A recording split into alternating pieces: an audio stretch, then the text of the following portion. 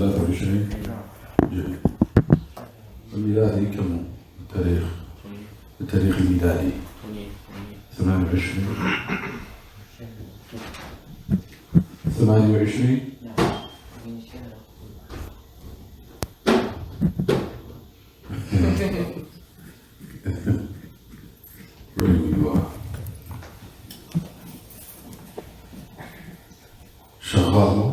شغلته مفتوح؟ طيب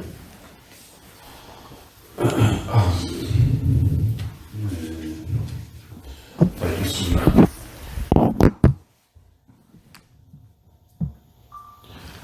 بسم الله الرحمن الرحيم.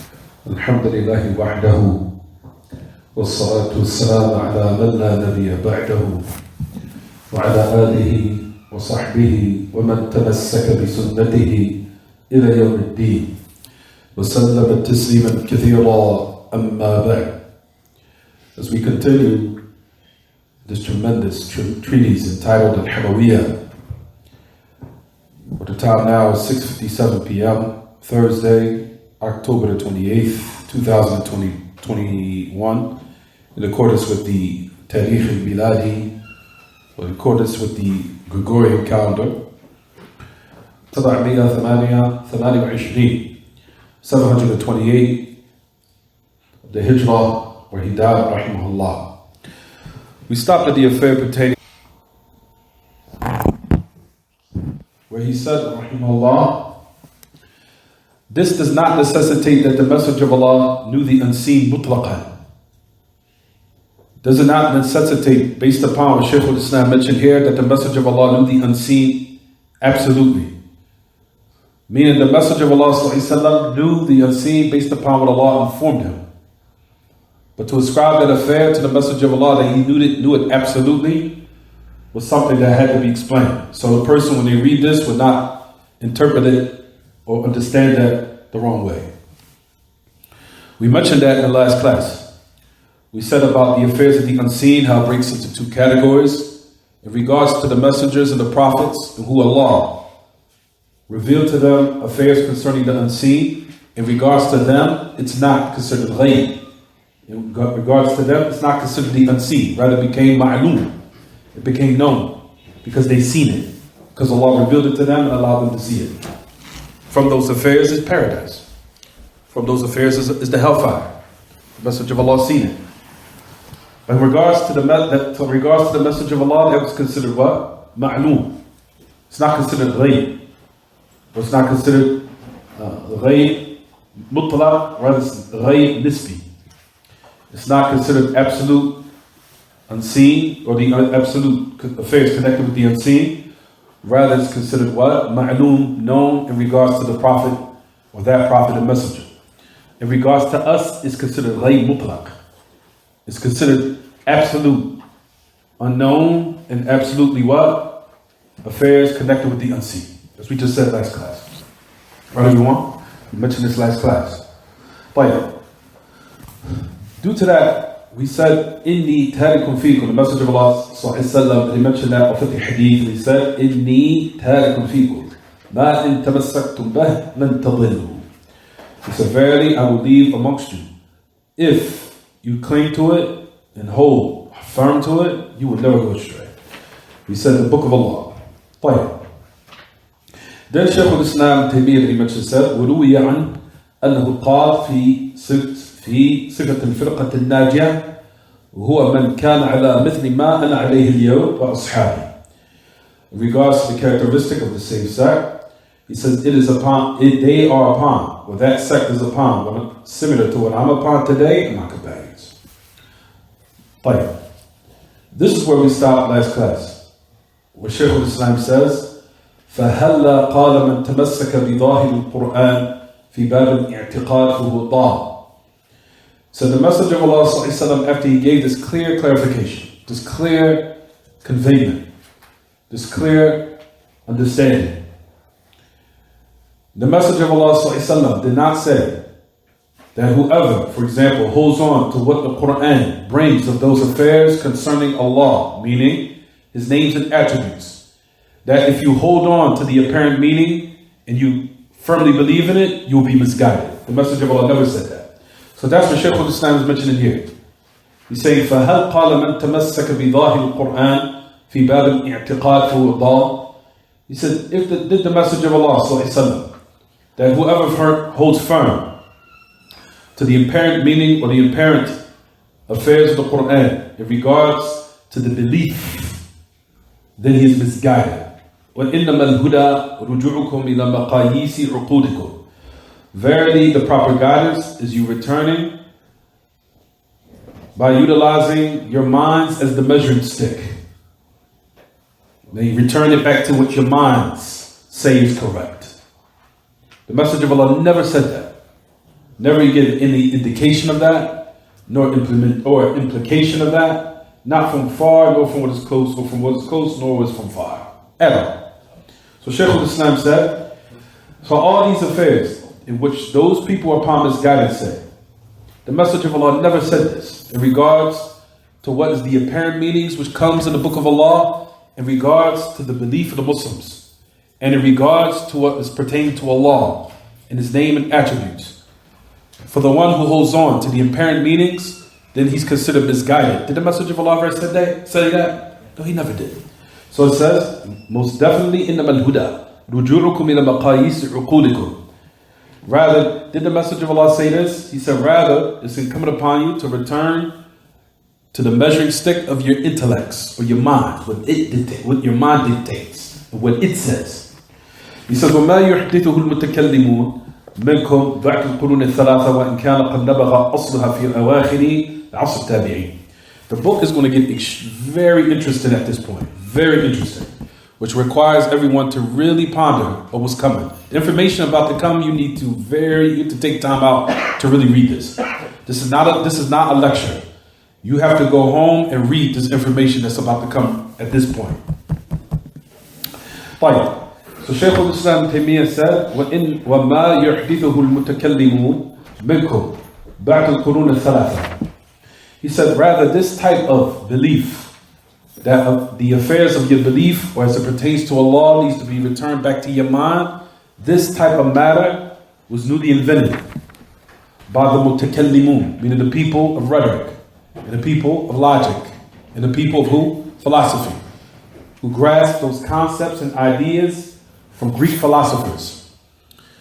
He said, rather, these people came about from amongst you. He's talking about those who are upon misguidance when he says you. After those 3 virtuous centuries, these you people came with these affairs, meaning it had no connection with what the companions were upon and those generations that the Messenger of Allah praised that they will be upon correct guidance. No connection whatsoever. Right? Now listen to what he goes on to say. وَإِنْ كَانَ قَدْ نَبَغَ أَصْلُهَا فِي أَوَاخِرِ عَصْرِ التَّابِعِينَ. He said, even though the origins of these misguided concepts, they developed when? At the latter or the later part of the time of the Tabi'een. Meaning those who came after the Sahaba, right? So just listen. Like I said, everyone, the book is now going to get very interesting at this point. This requires that you have to return home and read. Else you're going to be lost. You're going to be lost. The Messenger of Allah alayhi salatu wasalam, he said, what those safe sect. When we say safe sect, what does it mean safe sect? The word, when a person says the word al-ta'ifatul mansura or al-firqatul najiyah, the safe sect or the victorious sect, what does that mean? That means the victorious sect of those who hold on to proper guidance in this world, and Allah will save them on the day of resurrection. That's what that means. That Allah will save them on the day of resurrection from being from the inhabitants of hell. So the meaning of safe sect, meaning those who are upon was correct in this world, where they hold firm to what pleases their Lord in this world, where Allah saves them from all the paths of destruction in this world, and similar to that, Allah will save them from the path of destruction in the hereafter, starting with the grave. Allah will just save them from the punishment of the grave, or even if they have to be punished, eventually the punishment will stop in the grave. Those people are also considered from those who will be saved. But however, it is not a total what? It's not a total salvation. Similar to that, on the day of resurrection, when the people are resurrected, Allah will also save them. Even though some of them will have to also be what? Punished before their final abode will be paradise. That is the meaning of al-firqat al-najah. Certain people will have to be, that Allah subhanahu wa ta'ala, if you want to just sum it up, will save them in all three aspects, meaning this world, the al-hayat al-barzakhiyah in the grave, and in the life of they call al-akhirah, or what they call al-hayat al-ukhrawiyah, or the life of the hereafter. Meaning that Allah will save them from imminent destruction, and from His punishment, and from His anger. So that's the meaning of al-firqat al-najiyah. The Prophet ﷺ, when he was asked that great question, to say, who are they? Who are those people after the fractions and the parties and the different splits that will occur in the affair of belief and i'tiqad? Because when we say deviant sect, it means those who deviated in the belief of the religion. Not talking about fiqh, we're talking about i'tiqad, belief. Because the source of unification of humanity unites based upon their belief. If they're not united upon that belief in which Allah revealed to the message of Allah, they're considered a sect. The sect of kufr, or they could be a sect in the religion, however they're still considered what? A sect. The sect of those upon kufr was what the message of Allah taught about the Yahud and the Nasara. And then the message of Allah taught about his ummah. They said the characteristic where it said, هو من كان على مثل ما أنا عليه اليوم وأصحابي. What am I, or what I'm upon, similar to what I'm upon today, and my companions. The message of Allah explained who's the jama'ah, where he said, my companions. In that same narration, where it said, هو ما كان على مثل ما أنا عليه اليوم وأصحابي. That narration explains the other one where it says, Humul Jama'ah. They are the Jama'ah. So the companions, when the message of Allah said, the word companions explains the narration where it says, Al-Jama'ah. The meaning of Jama'ah is the companions. When you say Al-Jama'ah, meaning Al-Jama'at Al-Ula. The first Jama'ah. Who are who? The companions. Al-Jama'at Al-Ula. طيب. The message of Allah sallallahu of those who gather upon the Kitab and Sunnah and they remain firm upon that and they did not divide in the affairs of belief. ولأجل ذلك لا ينطلي ما يطلبه بعض المؤلفين. ولأجل ذلك, you'll find that the great Imam Shaykh Muhammad Aman even mentioned this. He said, do not be confused nor be deluded or become confused by some of the statements of the people where they say that the people of the Sunnah or the people of the Sunnah and Jama'ah, that they break into three groups. They say the first group of the Jama'ah is called Athariyah. He said where their Imam is Ahmad ibn Hanbal. That's the first group of Ahl Sunnah wal Jama'ah. Then you have the second group of Ahl Sunnah wal Jama'ah, which is Al-Ash'ariyah, where their Imam is Abu al-Hasan al-Ash'ari, rahimahullah. Then you have the third group of Ahl Sunnah wal Jama'ah, which is Al-Maturidiyah, where their Imam is Abu Mansur al-Maturidi. This statement is incorrect. You'll find that the person who fell into this mistake was someone, where everyone, in Egypt, in his book called Lawami' al-Anwar. He said that the people of the Sunnah break down to these three categories. This is a claim that is absolutely what? False. Absolutely false. And he slipped up to the point where he said that the statement, and like he said, upon it is ma'akhif. Upon it is affairs that can be criticized, and they are absolutely in opposition against the truth. Rather, they can be furthest away from the truth. Rather, you'll find that the Imam of Ahl Sunnah wal Jama'ah and the Imam of Al-Salafiyin, the Imam of Al-Ta'ifat al-Mansura, Al-Firqat al-Najiyah is Muhammad sallallahu alayhi wa sallam. And the founder and the one who's the originator of Salafiyah is Allah. It's not any man or human being. It's Allah Himself. Allah is the originator of Salafiyah. Allah is the originator of Ahl Sunnah wal Jama'ah. Allah is the originator of Al-Ta'ifat al-Mansura. He Himself, Tabarak wa Ta'ala, is the originator of Ahl Sunnah wal Jama'ah, of the guidance of the people of the Sunnah of the people Jama'ah. Allah Himself is not, like we said, everyone, the statement that Ahl Sunnah wal Jama'ah ascribes to a human being, meaning someone from the human beings made it up or started it, is an affair that is absolutely incorrect. Salafiyah is from Allah Ta'ala. It was revealed by Allah and is from Allah. And the Imam of that Salafiyah is Muhammad sallallahu the Imam alayhi salatu wasalam. But the originator and the founder and the one who revealed it is Allah Himself. Is it clear, everyone? In regards to all those other deviant sects, you'll find that they ascribe to a human being. Even the affairs to say that Imam Ahmad ibn Hanbal, Imam Ahl Sunnah wal Jama'ah, the Imam, no doubt, he was a mujaddid. He was a person who came with tajdeed. He revived it. Meaning, he called the people to return back to it, where he did not call to anything new. He just instilled in the people to return back to what was abandoned and left off. But he was not the what? He was not the originator or founder of Ahl Sunnah wal Jama'ah. However, he was considered a mujaddid, rahimahullah. He was considered a reviver, calling to people to what was correct after they left it off. Is it clear, everyone? Tayyib. So these affairs, if you go on to what Shaykh al-Islam goes on to say, he said about Firqat al-Najiyah, about the saved sect.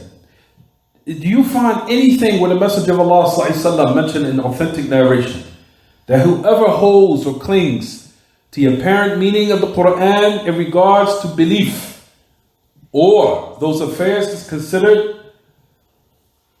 from the matters concerning Allah, meaning in His names and attributes, that if you hold on to the apparent meanings, you're misguided? Do you find that anywhere? No matter in the books of Allah from the ayat or the verses that's in the book of Allah or any authentic narration of the Message of Allah, you will never find it. Not one meaning that indicates to what is saying here or what was said. You will not find for what the Quran, what it brings of verses, apparently, or what it indicates, or what is understood.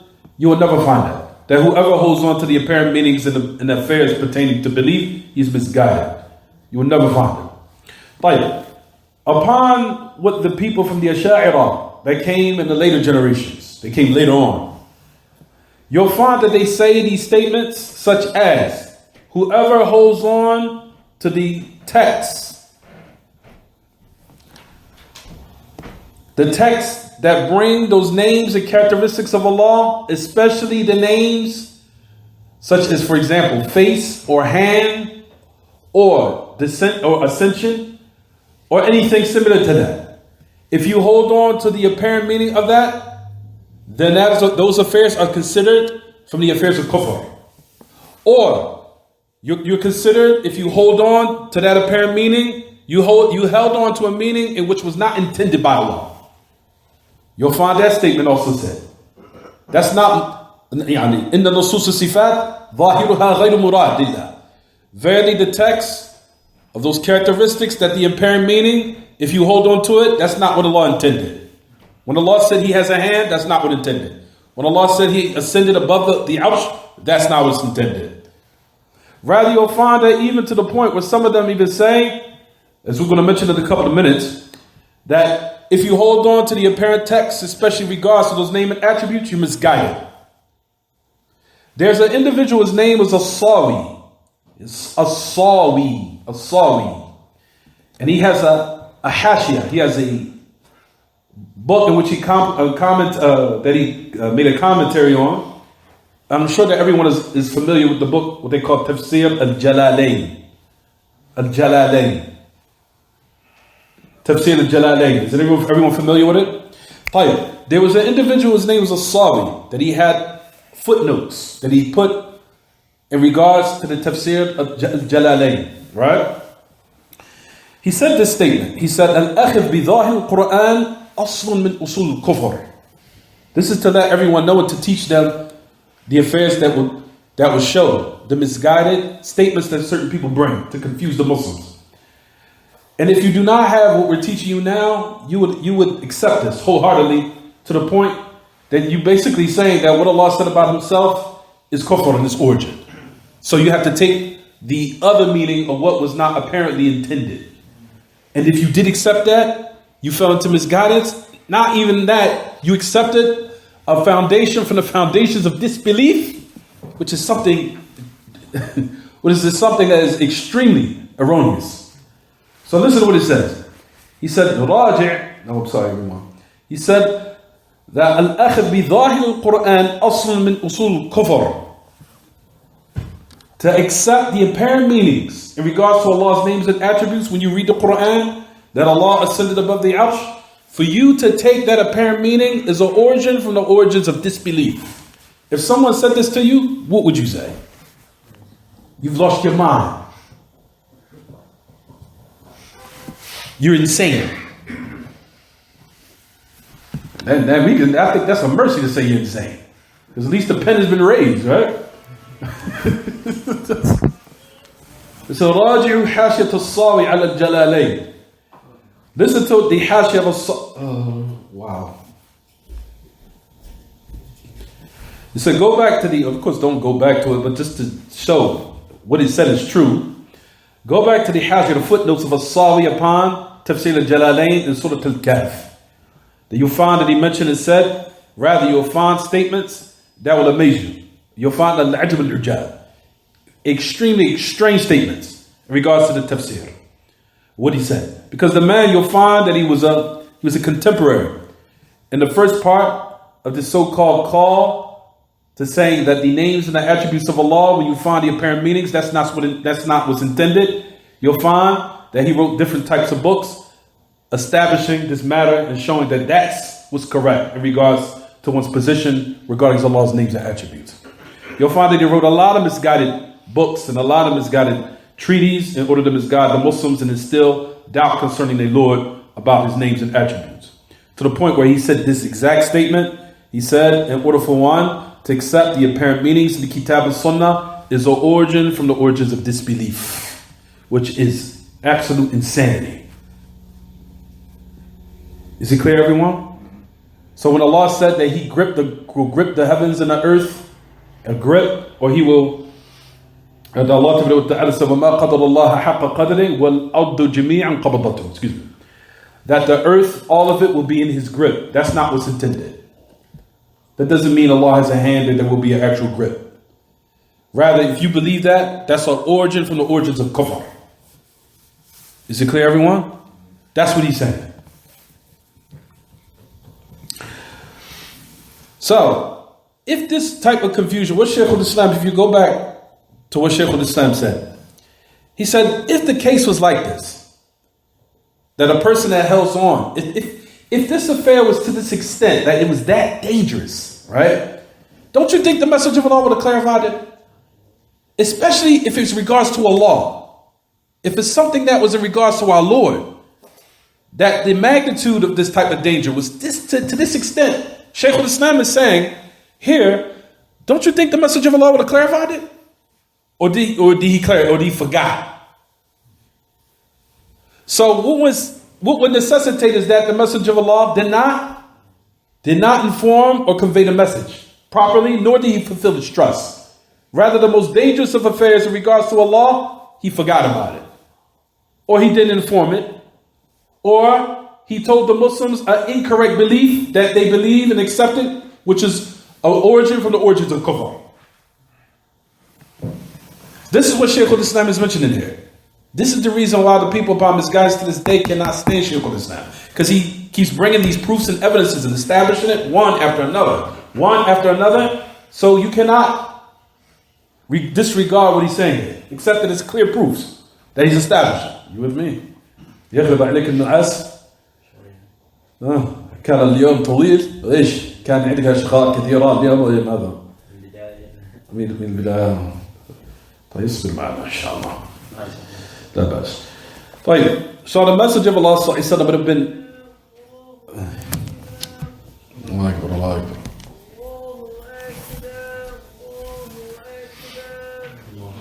الله أكبر الله أكبر.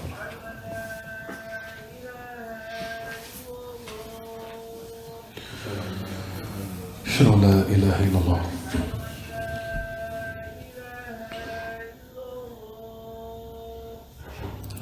أشهد أن لا إله إلا الله.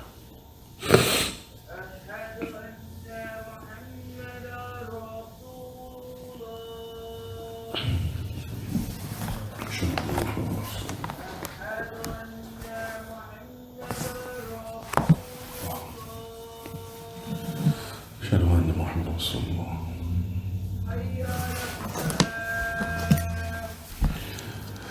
حول ولا قوة إلا بالله.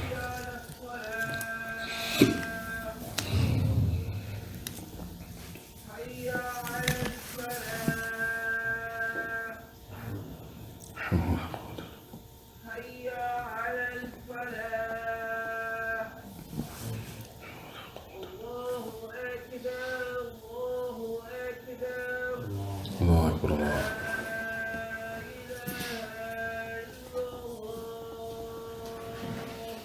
اللهم رب هذه الدعوة التامة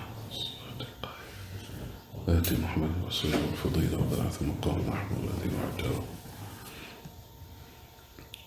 What was I saying again? نسيتش كنت أقول.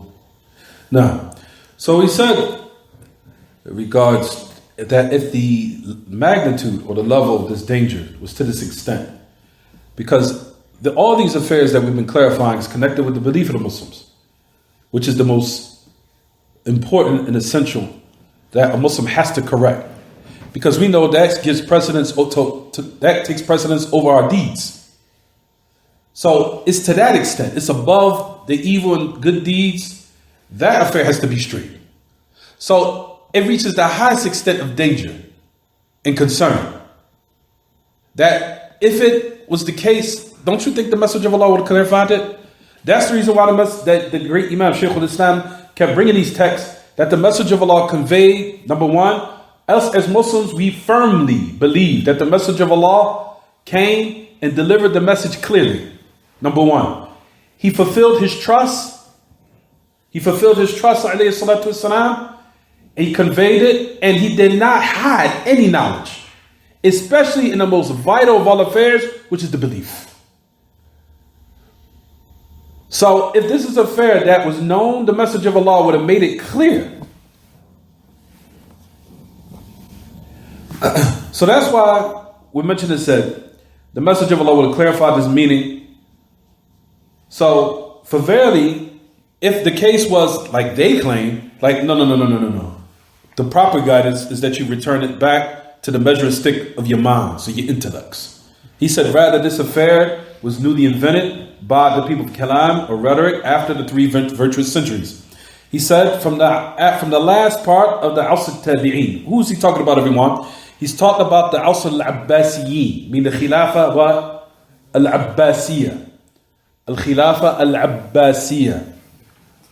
To our day, which still to this day, Shaykh al-Islam said that the Ummah are still affected by what happened with Mu'tasim, when he adopted the ideologies or the concepts of the people of philosophy. To this day, the Ummah still is affected by the fact that he allowed them to come, due to the fact he was the Khalifa. He was able now to make this an affair that would be established, and actually it would be mandated upon the people because he was the leader of the country. So he mandated and forced the people to what? Accept it. So it gave them a huge opportunity, or rather you want to say, and enabled them to come to power. And now, as we know, the most important of, or rather from the greatest of affairs, in order for one's call, whether it be good or evil, just speaking generally, that they have to have two people. They have to have an alim mutamakkin, a scholar that was well-grounded, well-versed, and deep-rooted as far as in his knowledge, meaning he's qualified. Then he will have to have someone to what? To spread it for him. Adopt his call and be able to finance it and put it into practice. And that will come along with the what? Leadership. So that's why you even find that even the great Imam Shaykh Muhammad al-Jami said in other recordings, he used to say, you need an alim, Rabbani mutamakkin, wa mu'azir qawi. You need to have a scholar that's qualified, and you need to have a leader who's what? Who's also in charge in order to put that scholar's ideas to what? To practice amongst the people. Once you have those two roles, then you'll find that the da'wah becomes strong. That's what happened with and from the good affairs, we want to say the positive affairs, the outcome, is what happened with Shaykh Muhammad Abdur Wahhab. Shaykh Muhammad Abdur Wahhab was the alim mutamakkin. And then you had Muhammad bin Saud, who's the what? The mu'azib qawi. What happened when they came together? You live it today, to this moment. Kitab al-Tawheed, Kashf al-Shubahat, Thalathatul Usul, everywhere, all over the dunya. Why? Those two elements were there. Same thing in regards to evil. What happened? They say, even Shaykh al-Islam said to this very day, the Ummah is still facing those atrocities that came from what happened with the Khilaf al-Abbasiyah. Of what happened when the Mu'tazila was able to what? They were able to now take control and utilize the leadership to put and allow their da'wah to what? Spread. That's the reason why to this day the Ummah still facing what? Those effects. Is it clear, everyone? طيب. However, what we want to talk about is the affairs considered in the last part of the Awakhir, the Asr Tabi'een, in which you'll find that it now brings us to the information what we wanted to speak about in regards to Ja'd ibn Dirham. Ja'd ibn Dirham is we're now going to speak about his history. Ja'd ibn Dirham was the origin or the founder of the Jahmiyyah. A person would say it was Jabal al-Safwan. No, it isn't. I'll tell you the difference. It's going to come. Shaykh al-Islam also explains it here in Hamawiyyah. You'll find that Ja'd ibn Dirham was the first one who was affected by philosophy. He was from those who used to debate with philosophers, whether they be from the Sabi'ah, or whether they from the Mushrikeen, or whether they were from the people who are upon the Majus or what have you. We're going to talk about that in a minute. Where he was affected due to the fact that he had now accepted those concepts from those philosophers. And we'll talk about who they are exactly. It's going to come in a minute. Ja'd ibn Dirham, when he accepted those type of ways or concepts, he tried to apply them. However, Ja'd ibn Dirham, when he tried to spread his call that Allah, for example, is not above the throne, or that Allah is not above the heavens, or that Ibrahim is not the Khalil of Allah, or that Allah subhanahu wa ta'ala did not speak to Musa. When Ja'd ibn Dirham came with those type of beliefs, he came at a time where there was still great jealousy for Salafiyah. And he came at a time where people were still jealous about the belief of which the Messenger of Allah and the companions were upon. To the point when people heard that he was calling to this nonsense, they immediately hastened towards that you either make Tawbah or you immediately have to be killed. Due to the fact that they knew the danger of these type of ways. Because they knew it was the call to the hellfire. And that the people, if they embraced these concepts, it would cause corruption in the earth. Why? Because the people, if they have some doubt concerning Allah, mischief will come in the earth. Because the origin of all mischief and the origin of all chaos in earth is either due to the people's disbelief in Allah, or people having doubt concerning Allah, or them not having knowledge about their Lord, or not knowing the great power about their Lord. They knew that these affairs will be detrimental, or these affairs were in jeopardy if an individual comes with these type of concepts that Allah is not above. Because like we said, ultimately all these beliefs of the philosophers was to take the Muslim down to the road, what they call ilhad, atheism. Because that's what it is. Philosophy ultimately will take you down the road to either atheism wholeheartedly or atheism partially. And whether it be partial or whether it be fully, it doesn't matter. It's all considered what? Very dangerous, and it's all considered the call to the hellfire. To say that Allah is not above the arsh, what you're trying to do? You're trying to indirect way chop it down to immediately where the people don't believe in Allah at all. So the people during that time had keen sense to know that this type of call will destroy mankind. That's why during that time, the Khilafah immediately carried out to either what? You either make tawbah from this nonsense or you're done. What happened? You wanted to remain upon it? Who killed Ja'd ibn Dirham? Ja'd ibn Dirham was killed by who, everyone? Khalid al-Qasri. Khalid al-Qasri. Al-Qasri. And he slaughtered him on the day of the Eid.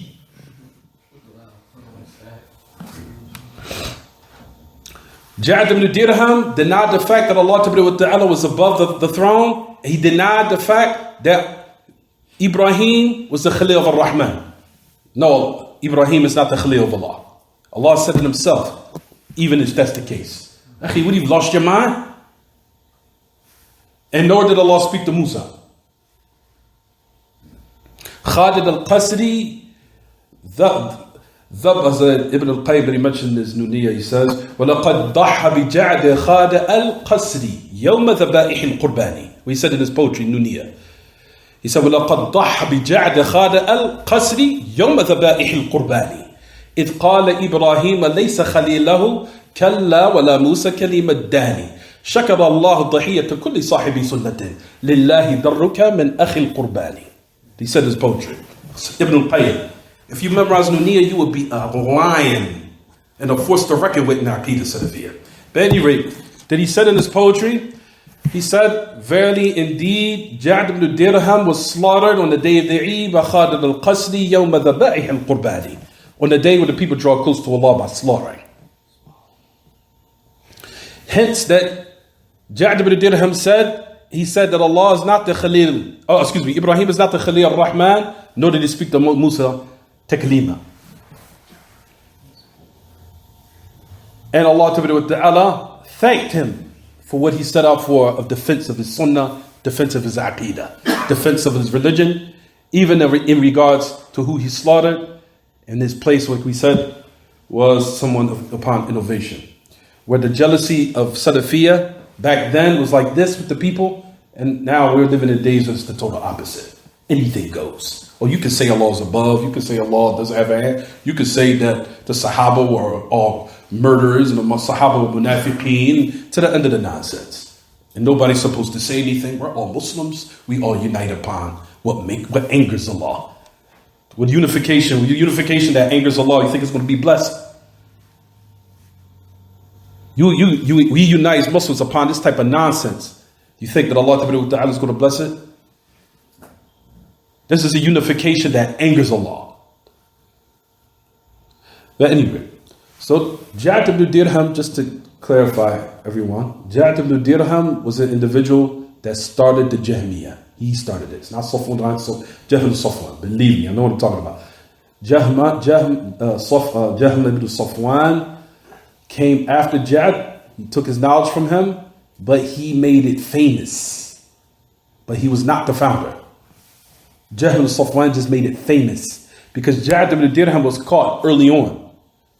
So his call wasn't able to become widespread where a lot of people were affected. Like a sickness, like an illness.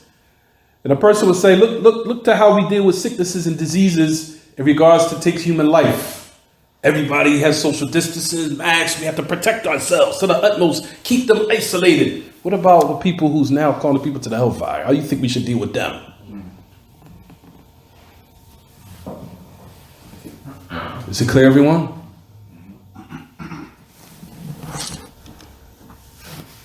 But as soon as you do that, man, you can't be like that way. Is it clear, everyone? The Salaf realized this mentality and the depthness of this reality. They realized it. But fortunately, these days, people is the total opposite. But anyway, so that is the affair pertaining to Ja'd ibn Dirham. He was the one that started the Jahmiyyah. He was the one he was the originator, founder of it. But Jahm ibn Safwan was the what? He was the one that made it famous. That's why he's ascribed to them. That's why Jahm ibn Safwan was ascribed to the Jahmiyyah, because he made it famous. Is it clear, everyone? Fine, let's read the next statement. Now, read what Shaykh al-Islam says. This, what he's about to say, is extremely important. Very important. Can you read it for me? I'm sorry. Here. Furthermore, the foundation. People online have to hear it. They have to hear it.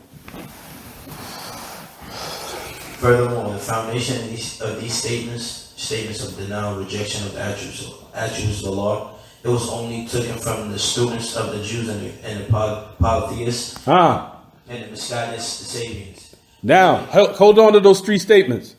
So, keep it with you. He said, the origin of the denial of Allah subhanahu wa ta'ala's attributes, such as face, such as his hands, fingers, the likes. Right, everyone? These affairs of the denial of it, or the distortion of its meanings, return back to the students of the Jews. The students of the Jews and the polytheists, and the misguided one from the Sabi'een. We'll talk about that in a minute. So hold on to those three things. Keep going.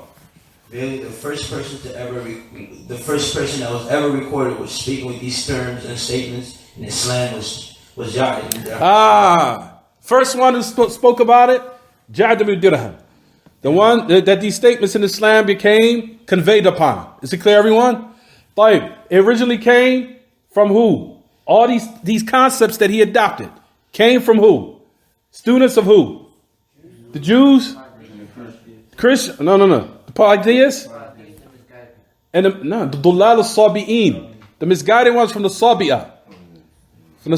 We'll talk about who the Sabi'ah are in a minute. So originated from Ja'd ibn Dirham. I'm sorry. Fadal. And it was adopted by Jahm ibn Safwan. By way of him, it was propagated. What did Shaykh al-Islam say? By way of him, it was what? Meaning he's the one that made it famous. So the originator was who? Ja'd ibn Dirham. Or the one who originated or founded it, the founder of it. It was Ja'd ibn Dirham. But the one who adharaha, made it famous, is who? Jay, keep going. By way of him, it was propagated and it was ascribed to there you go. Keep going. And it was said that Ja'd adopted these statements from Aban ibn Sam'an. And he took it from Talut, the son of the sister of Labib ibn Asim. And Talut took it from Labib ibn Asim, the Jewish magician that did magic upon the Prophet sallallahu alaihi wasallam. With a black chain. So all the Muslims that believe that Allah is not above the throne went back to a Jew that did magic upon the Prophet sallallahu alaihi wasallam. That's the origin of this deviant sect. So know for sure that when you believe Allah is not above, that belief came. No, keep it. They hear me. They hear my big mouth. The origin of it came from a Jew who did magic upon the Prophet sallallahu alaihi wasallam. So the isnad is black. The isnad is satanic. This type of belief. So the belief that Allah and the first person that denied all these affairs concerning Allah came from someone, like we said, or from an isnad that's satanic. They came from a Jewish magician. So the isnad is this: Ja'd ibn Dirham. He took it from who? What's the isnad? Aban ibn Sam'an.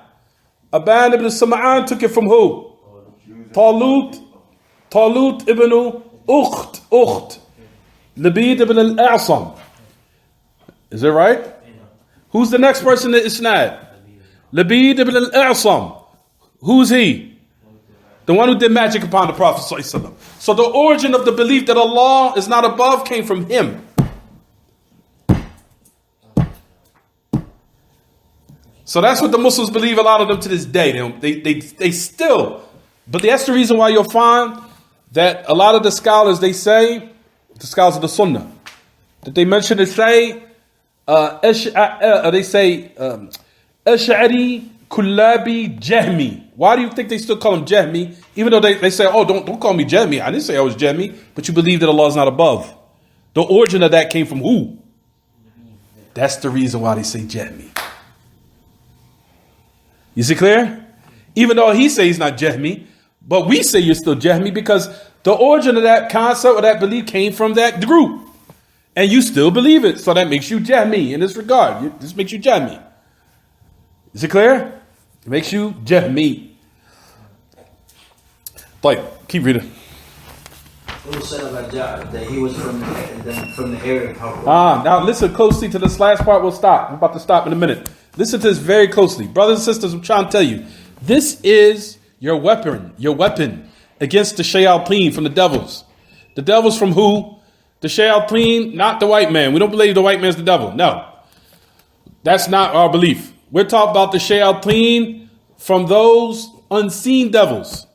And those who they reveal those who they inspire with wicked concepts and beliefs who've been affected by their whispers and by their inspiration, such as the misguided human beings, no matter what color they are or what nation they are. If they've been misguided by these concepts that we're reading now, they're from the awliya of the shayateen, regardless of their color. Is it clear, everyone? So that's what we're saying right now. Now listen very closely what Shaykh al-Islam is about to say here. Listen to this. This is very important. It was said about Jah that he was from the area of Haran, and the people of Haran were people that had many characteristics of the Sabians and the philosophers, and remnants from the religion of So it's telling you right now the history of what happened to Jad ibn Dirham here, which is very, very informative that Shaykh al-Islam is saying. He's saying that the origin of Jad ibn Dirham came from Haran. Haran. Where's Haran, everyone? Does anybody know where Haran is currently? It's easy. Haran is in the area where? Ahsant. In Sham. In Sham. Where in Sham? Is it Damascus? Is it Syria? I'll give you guys hints.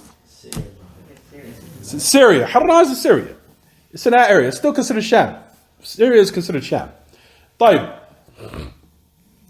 So, listen to what Shaykh al-Islam saying about Jad. He said, from amongst those people in Haran, there was a lot of khalq. There was a lot of people who are from the Sabians. Allah subhanahu wa ta'ala said about them that there are some from amongst them who are believers in Allah on the last day, right? Just listen. We know that was been abrogated. They're all, at the end of the day, are still what? People of kufr.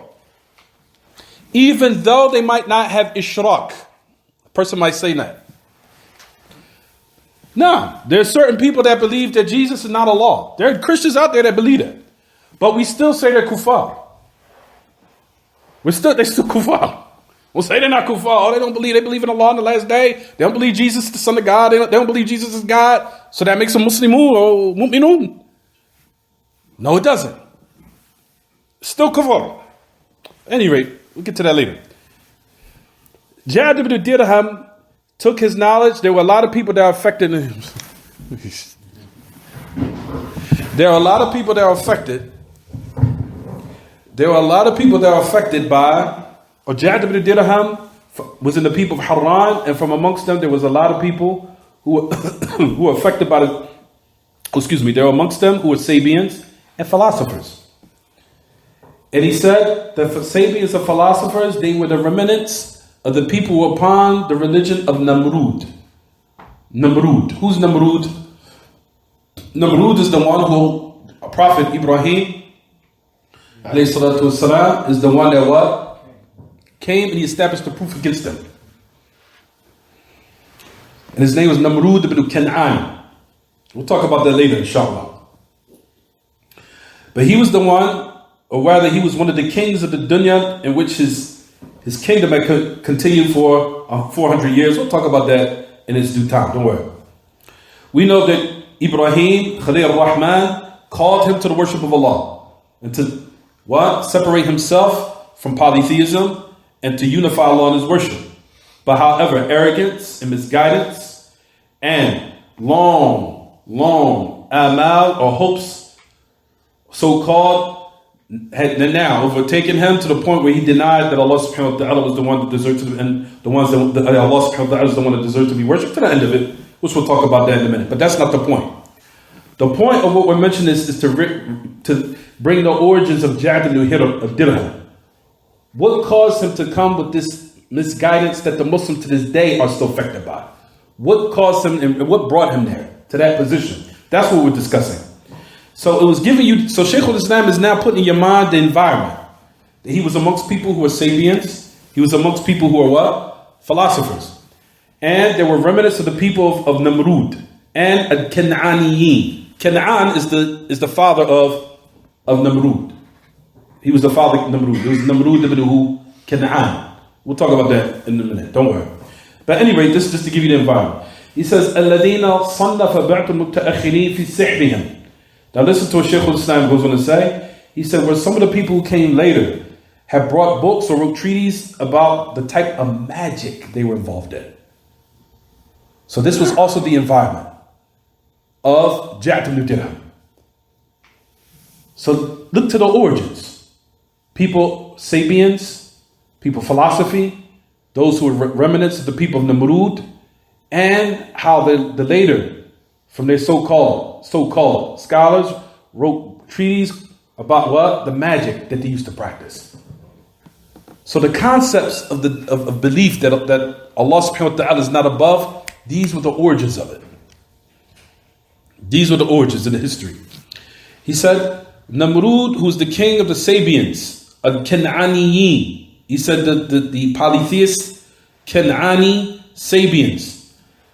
He says, similar to how Kisra was the king of who? He was the king of Persia and the king of the fire worshippers. His name was who, everyone? Kisra. We'll talk about this in a minute because this needs to be explained. And Pharaoh was the king of Qibt, meaning the kuffar from those who were amongst them. And Najashi was the king of Habasha, meaning the Christians of Abyssinia, or the Abyssinian Christians. The Abyssinian Christians. So what should Shaykh al-Islam goes on to say? He said these were ismu jins, lesmu alam. How did you translate that, by the way? They were titles, not specific. Ahsant. Good. I don't want you to say that clearly. And then we'll stop, because we're about to stop. We've got a break. Just read and focus on this part. This book is very beneficial. This book right here is like this takes me out of all my problems. If there's like a problems in life, this takes me out of it. The enjoyment of these type of books. What's going on? How many issues? And Namrud, he was the ruler of the Sabians, Kan'aniyin, polytheists, just as Kisra was the ruler of the fire worshippers of Persia, and Pharaoh was the ruler of the disbelieving Qibt. And everybody knows about the Aqbat, right? Aqbat, you should know about. Oh, no, you're from Mali. Aqbat originally, where do they origins from? Egypt. Aqbat. The plural is Aqbat. The singular is what? Qibt. Qibt or Qibtli. Qibtli. But anyway, who was the king of them originally? Who's who? Pharaoh. Fir'aun. That's what goes. I'm sorry. Tafadal. And Najashi was the ruler of the Christians of Habasha. The Abyssinian Christians. You can say Abyssinian Christians. Habasha means Abyssinian. Tafadal. I'm sorry. Huh? This Namrud. No, Habasha is in right currently now. It's in Ethiopia, around in that area, in Ethiopia. This Namrud is a title, not a specific name of an individual. They, the people of Haran, were Sabians, except a few.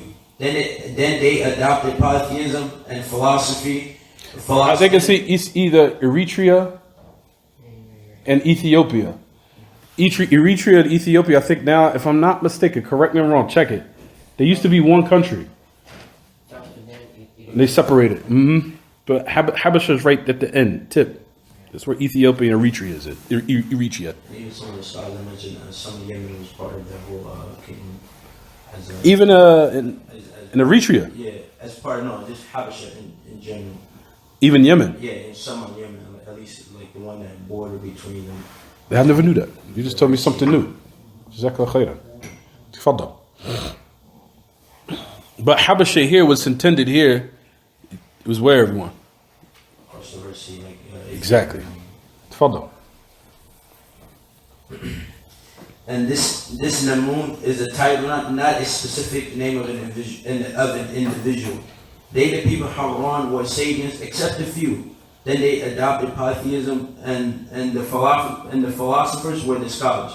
And if they were Sabians, it could be the case that they were not people of polytheism, rather believers in Allah in the last day, just as Allah the Most High said. But Shaykh al-Islam saying there were Sabi'at that were not upon Ishraq, even though their origin was kufr. As far as Allah subhanahu wa ta'ala talked about those who believed in Allah in the last day from the Sabians.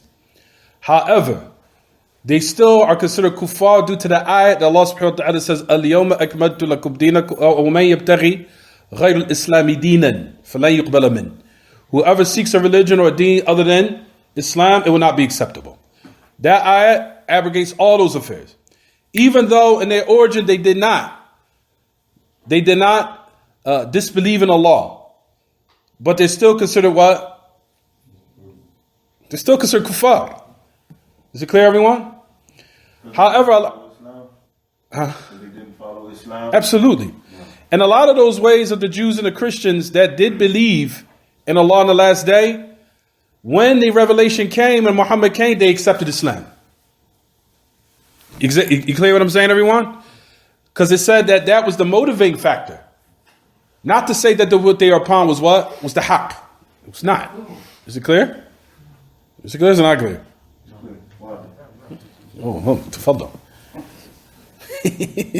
As Allah the Most High said, verily those who believe and those who are the Jews, the Christians, the Sabians, whoever believes in Allah and the last day and do righteous good deeds shall have their reward with their Lord, and on them shall be no grief, nor shall be no fear, nor shall they grieve. And Allah says, surely those who believe in the oneness of Allah and His Messenger, Muhammad sallallahu alaihi wasallam, all that was revealed to him from Allah, those who are the Jews, the Sabians, and the Christians, whoever believes in Allah in the last day, works righteous deeds, on them shall be no fear, nor shall they grieve. However, many of them, or majority of them, were disbelievers or people of polytheism. Just as much of the Jews and the Christians changed and distorted the religion of Allah, eventually became disbelievers or people of polytheism, verily the Sabians were like this as well. Believers in Allah, then they became disbelieving polytheists, and worship stars and other celestial bodies and built for them temples. Jayyid. Shaykh al-Islam is saying here, Ja'ad ibn Dirham took his knowledge from those who are affected by philosophy from the Sabians. So his original concepts was adopted from them. They were not taken from the Sabians who believed in Allah in the last day. He took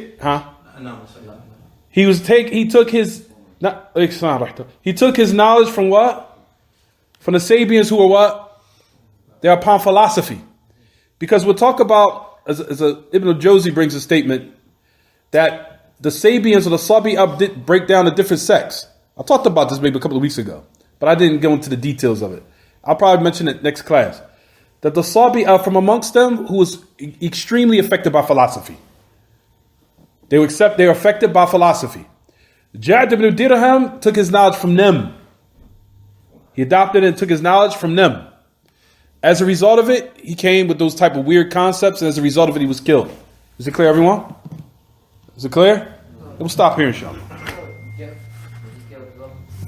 We'll talk about that later.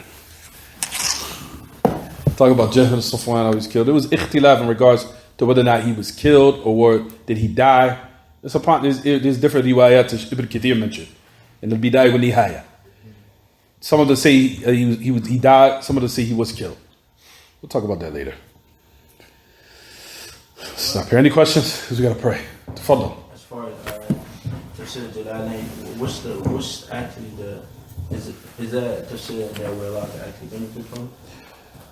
I never really utilized Tafsir Jalalain for any of my research where I didn't get to have an opportunity to really speak on it. Allahu A'lam. But I know that particular Tafsir was used by Sawi. One should avoid.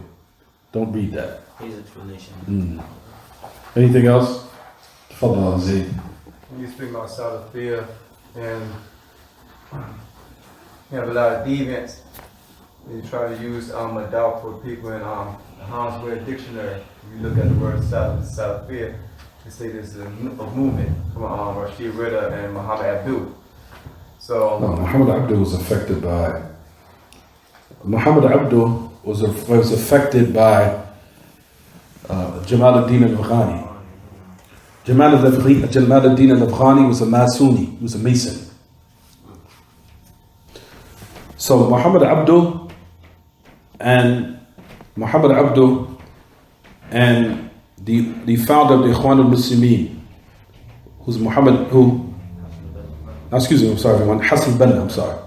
Hassan Banna, Muhammad Abdur originally took their ideologies from who, everyone? Jamal ad-Din al-Afghani, who's a Masuni, who's a Mason. So the fact that they want to say Muhammad Abdur, as soon as you hear that, he's not even regarded. They're not regarded at all. And also, Hassan Banna was they call it Hasafi, which is a type of Sufiya. Hasafi, if I'm not mistaken. For any rate, I don't want to talk into anyone I want to bring down Muhammad Abdur, nobody's not going to consider anything, because like we said, he was from that type of movement. He was a movement. Where a lot of the origins of misguidance came from the Masons. That's where Ikhwan al-Muslimin, the origin of their beliefs come from the Masons. It's a Mason type of qa'idah. Even I heard Shaykh mention it. Shaykh in a lecture, he said that to gather the Muslims upon misguidance is a qa'idatun masuniyah. And tajma' al-Muslimin على ملل مختلفة ومعتقدات فاسدة مختلفة وتجمعهم في صف واحد قاعدة ماسونية. He said to gather the Muslims upon different concepts, different beliefs, different corrupt ideologies, different corrupt convictions. He says there's an origin that it stemmed from the Masons. He said it's a qa'idah masuni, it's a Masonic principle that originated from the Masons. The Muslims adopted it and called it another name. What did they call it? Ikhwan al-Muslimin.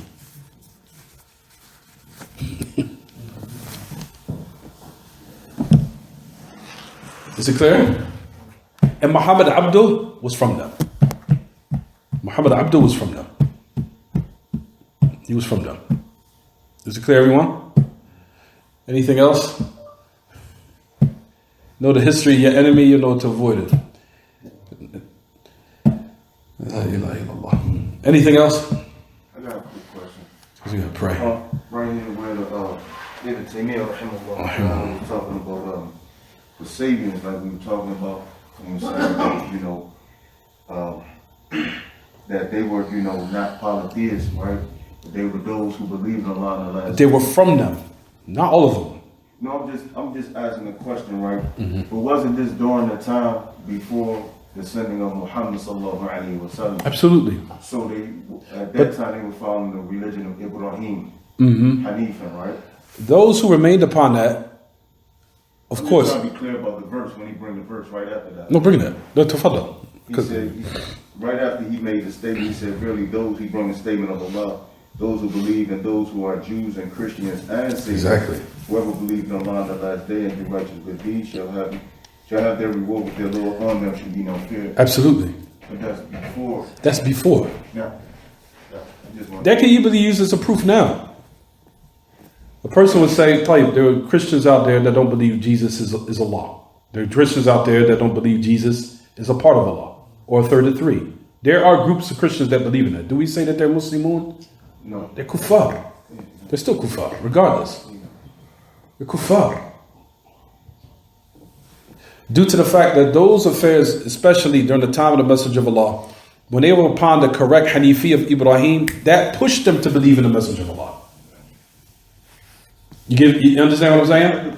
When their fitrah was intact, their natural disposition, their belief was intact, and they didn't believe any of those wicked ways that the majority of Christians believe, when they heard the revelation, accepted it immediately.